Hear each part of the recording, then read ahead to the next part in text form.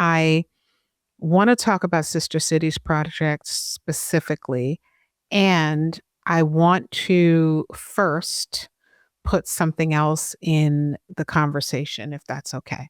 Of course. And thank you. And I'm going to say a couple of things. I'm from Brooklyn, and I am the I know that.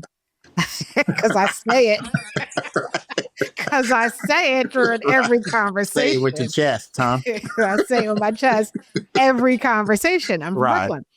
And I'm from Brooklyn, and I'm also first generation. So I'm Mhm. first generation Haitian, and my mother was Puerto Rican. And I'll add to that, my parents were uh, broke up at a very early age for me. So what that meant was that I had a very different life than a lot of my schoolmates did. Who had their mom at home, and oftentimes if there was a single parent situation, it was the mother that was in the home and the father that wasn't. And for me, it was different. And then my mom was mentally ill. And so she struggled with mental illness. And it was not seen in the way that it's seen today. The stigma around it was, I mean, there's some stigma around it today, but back then the stigma was because they didn't know what to do with Right. mental illness. And so I stepped into, because when you mentioned 13, I started thinking about my own 13-year-old experience. And what was happening for me at 13 was that I was internally dealing with all of these different things that made me different than other people. But what people saw was whatever it was that was going on. And for me, there came a time where I was like cutting school because I was like, I'm real smart and I don't have to go to the class because I'll just take the test and I'd ace it and I'd be fine. Right. And it was like, why do I have to come to class? And my teachers would be like, oh, Right. good grades. I'm like, but I have good grades. What's the problem there? So I'd Right. be going through some of that nonsense.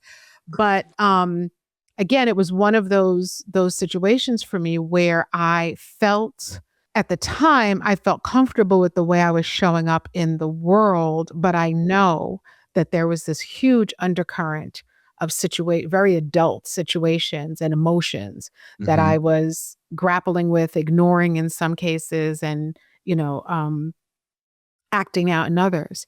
Mhm. And then, I went out my life and I've always been in situations both in my professional career, my corporate career, where I worked in financial services, and I was often the only Black woman in the room. Right.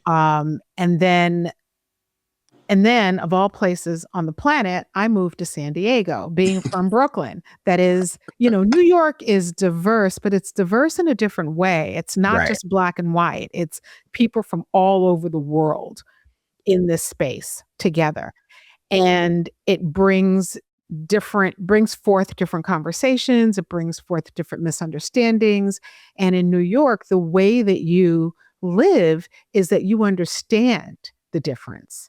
Right. It's Right. kind of embedded into the culture. Like this person is from this place in the world. So they're going to have an accent. They're going to eat different food. You may smell different food coming down the block, like different things. And then years later, I wind up here in San Diego. And San Diego, I love San Diego. I love the community that I've built here. I have, a brick and mortar here. I've been here for 14 years, and it's not very diverse. Right. Yeah. It just isn't. And what I notice here is it's challenged me with an interesting, some interesting questions to grapple with around what does it look like when, yes, I feel very deeply rooted and seated, and I am. Mhm. And how do I navigate and negotiate things on a day-to-day basis?